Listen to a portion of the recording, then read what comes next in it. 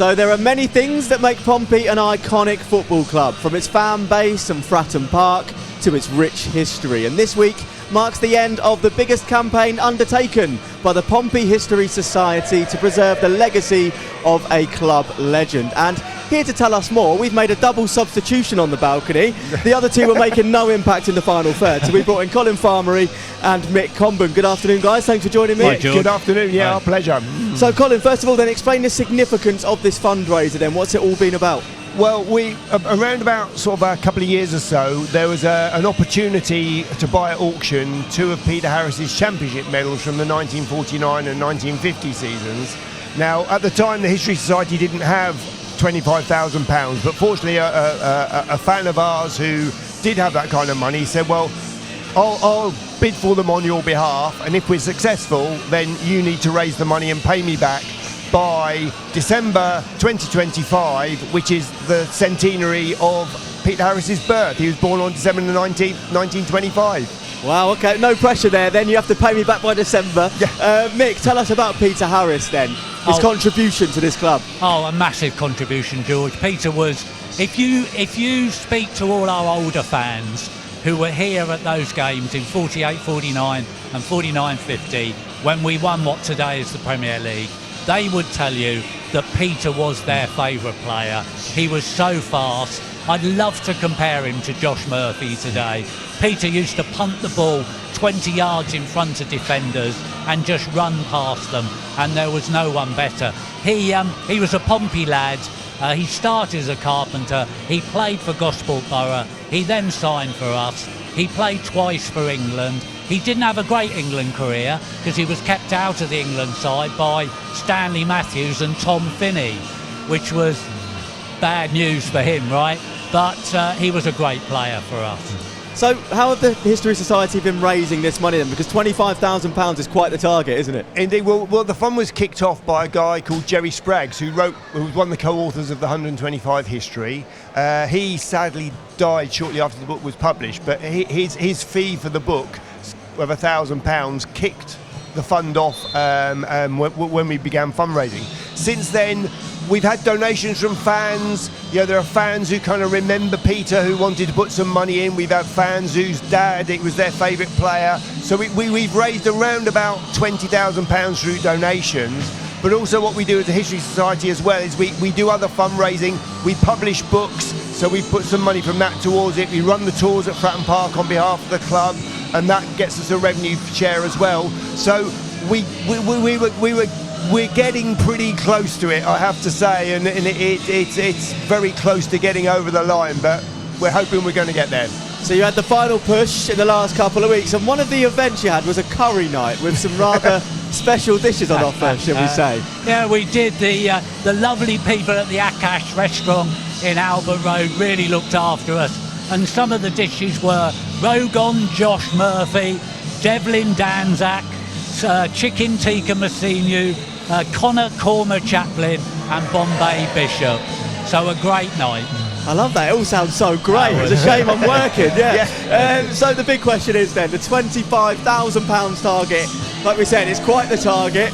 Did you manage it? Did you get there? Well, we had an event on Thursday night, didn't we, Mick, where we had an evening with Barry Harris, another Harris, no relation, but Barry was the Pompey mascot and he was the assistant kit man for many years. You know, every Pompey fan will know who Barry is. And he did a fantastic Q&A to kind of promote his book. So that event raised around about £400. We were about £500 off, so that we're getting very close with that. But we also had a fan called Bob Reed who painted a portrait of Peter. We did that in a blind auction, and a fan called David Horn, he bid £200 for it. So if you have 400 to 200, that makes 600. We needed 500, so we got over the line by £100 on Thursday night. And you're not going to believe this, but here we have. Look at that. Well done, guys. So these are the two championship there medals. They are. If you'll just hold them up and point them over here there for us. So, look at those. So those medals, they were awarded. Yeah, there were only about 14 or 15 of these awarded to kind of like to players in that way. They are precious. Peter Harris, he was born in Portsmouth. He won the championship with his hometown club. He played for England. It doesn't come much better than that, really, I think, in that way. So these are now, initially they're going to go into the club's trophy cabinet in the boardroom, but we've got plans in the spring to put them on display in the Portsmouth City Museum and Archive. So we'll be letting people know about that early in the new year. Yeah, I was going to say, you're not leaving them up here, are you? Not with who we've got working for us. No, definitely not. So you just told us about the plan with the medals there. One other bit of history we've been celebrating this year, the centenary of the South Stand behind us. Talk to me about what's going on there. Well, basically in August we had a fantastic day. We actually played Preston that day, and it was quite apt that we kind of played Preston, because the chairman of the club when Pompey built the South Stand was a guy called Bob Blythe. Played in our first ever team. He became the club chairman, and he was the guy who got the money together to kind of build the South Stand back in 1925. And he used to be a Preston player, so we celebrated it then. We also had a talk by Simon Inglis, the famous architect author, who kind of like came down and did a fantastic talk on that. So the South Stand is iconic. There are not many of them around anymore. It's the only one left in England. There's one in Scotland up at Rangers. Everton have still got one, but obviously it's not kind of used for their men's team anymore, but they're hoping to move their women's team into it. So a very rare thing, and we're very, very proud and privileged to have that at Fratton Park. Yeah, and you mentioned you've been keeping busy with doing tours at the stadium. 90 tours, 1,700 people turning up to these. And you've also hosted wedding parties as well, haven't you? Yeah, actually, we've done 2 wedding parties in the last 12 months and a wake as well. You know, a celebration of a fan's life, which was actually a really lovely event. Really good.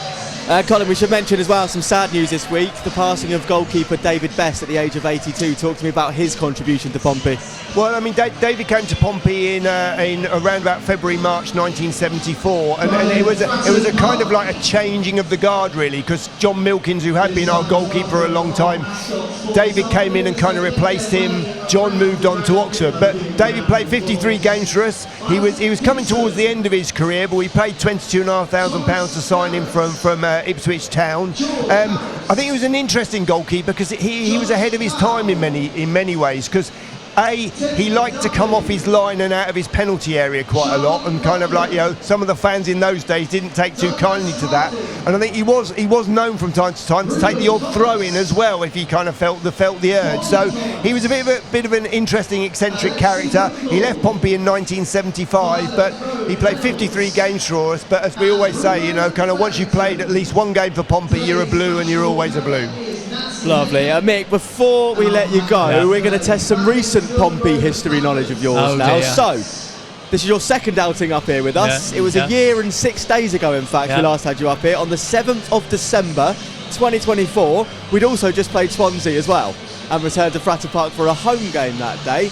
Who was the opposition and what was the score? Well, I can remember this because not only was I here, a big occasion for me, but my son has unfortunately got a season ticket for Bristol City. Right, okay. And we played them and we won 3-0.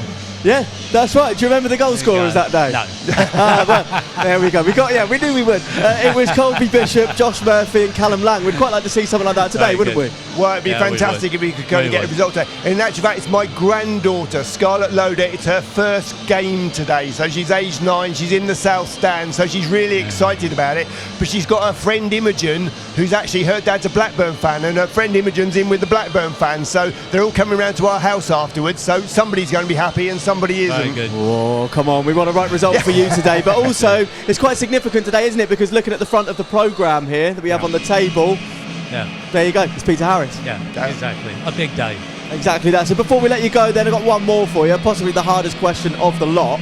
Can I take a score prediction from you, please? Starting with Colin. Well, I think these are the sort of games, if you're going to get yourself out of trouble, you find a way to win. So I'm going to go for a 2-1 win for Pompey. A 2-1 win for Pompey. And Mick? Well, we beat them last March here. History would say we're going to lose today because Blackburn have won more games in head-to-heads. That means we're due a win, right? So I'm going to go for a win, 2-1. There we go. We'll take that, a 2-1 and a 2-1. That means it's definitely going to finish 2-1. Lovely stuff, and congratulations once again on the fundraiser and making that £25,000 and having these medals. Excellent stuff. Thanks, guys. Thank you.